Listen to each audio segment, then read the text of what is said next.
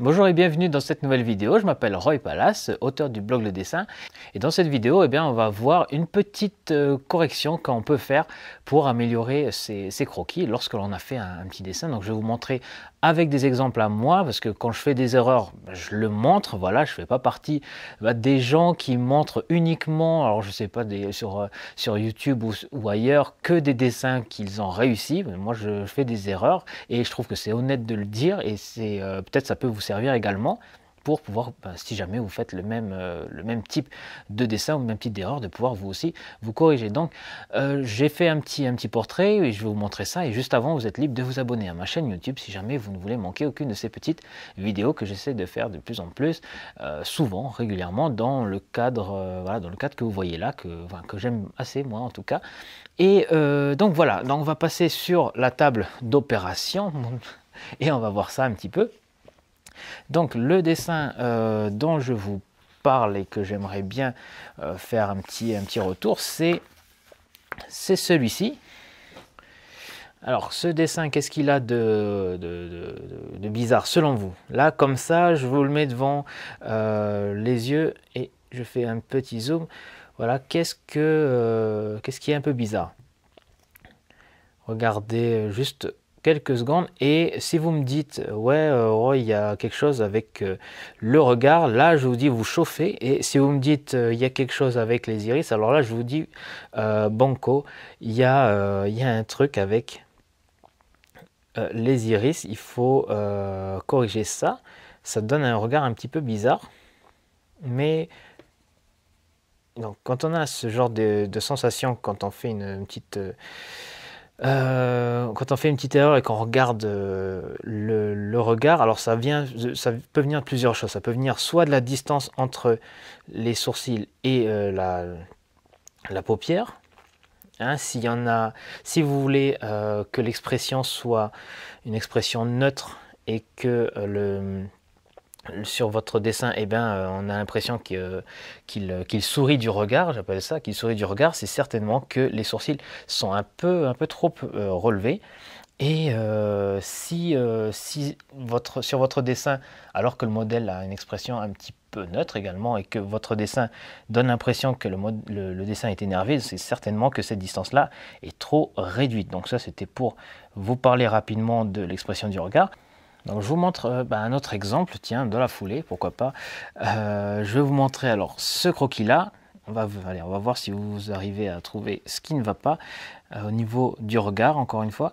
Et si vous me dites qu'il y a un œil qui est un peu plus bas que l'autre, là je vous dis oui, et c'est celui-ci, clairement. Donc si je le redessine, donc là je fais ça sans modèle, hein, c'est juste pour refaire le dessin voilà, rapidement en fait.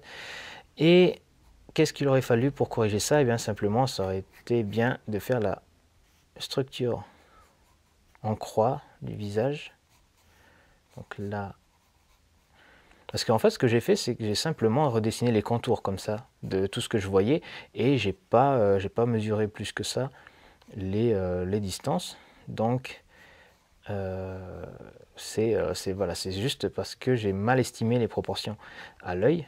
Donc là, c'est le sourcil, la technique du mono-sourcil.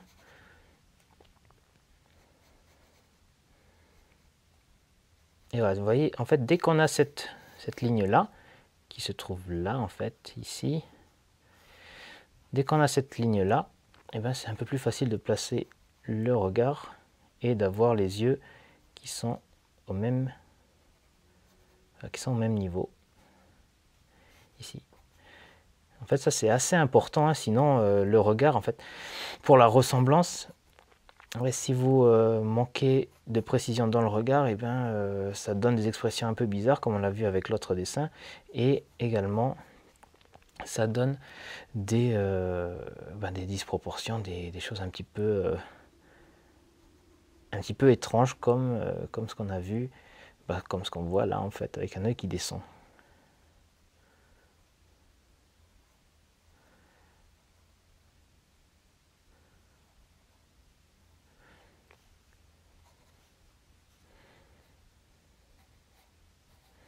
Donc il est assez schématique en fait ce visage, mais je l'ai caricaturé un petit peu, il me semble. Hein. Il me semble que je l'ai caricaturé un petit peu. Donc là, on a les pommettes. Ici, j'avais fait quelques lignes.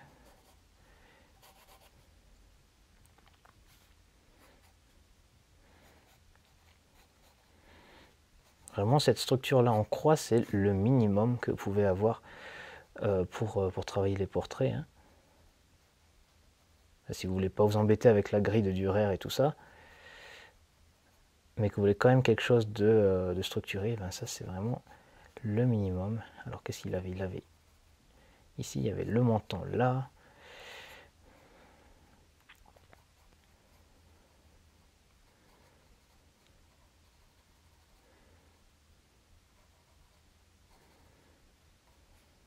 Il semblait qu'il avait de la barbe aussi. Je suis pas sûr.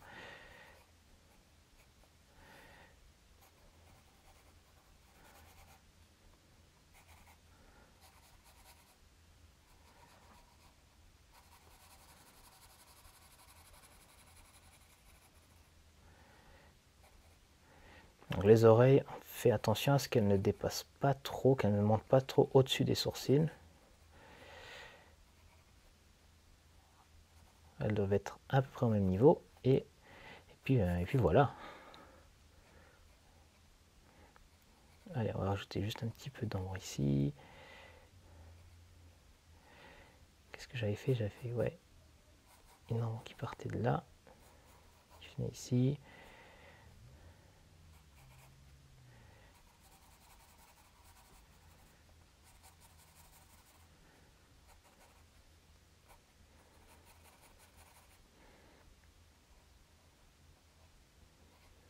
Voilà, un petit peu plus réaliste, un petit peu mieux en fait, ce portrait, avec cette légère correction. Après, il ne ressemble pas exactement au premier dessin, mais voilà, donc la prochaine fois, je prendrai directement le modèle pour refaire ma petite démonstration, mais vous voyez de quoi je parle. Voilà, bon, j'arrête plus de dessiner maintenant que je me suis lancé à faire ce petit croquis.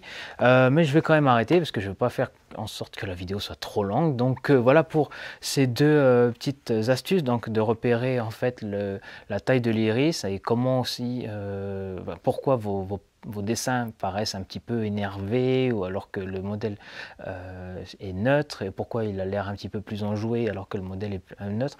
Enfin voilà, vous savez cette distance là entre le sourcil et la paupière qui est importante pour rendre les expressions et puis la petite technique en croix de croquis pour pouvoir avoir des portraits un peu plus structurés que, voilà, que faire simplement tout à main levée. Donc voilà pour cette vidéo. Si vous avez aimé, cliquez sur j'aime pour me le dire. Et si vous n'avez pas aimé, cliquez sur je n'aime pas.